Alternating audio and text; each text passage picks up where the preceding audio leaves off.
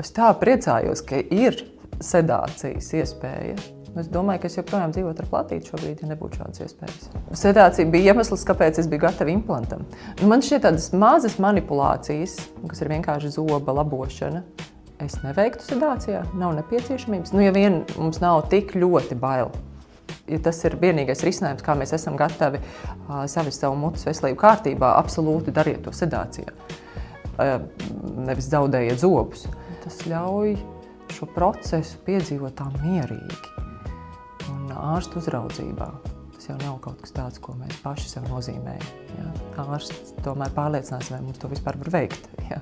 Un tas notiek ārstniecības iestādē. Tas nav, ka mēs kaut kur to darām. Ja? Redz, man vairs nav arī bail no tādām mazām manipulācijām pēc implanta procesa. Kaut kā tās bailes ir pārvarētas. Iespējams, es šeit kabinetā esmu bijis tik daudz, ja, ka tās bailes vienkārši saprot, labi, te nav ko baidīties. Cilvēkiem, kuriem ir ļoti bail, absolūti es iesaku. Vai es zaudēju zobu, vai es savedu mutes veselību kārtībā sedācijā, zobu zaudēšana nav man šķiet variants.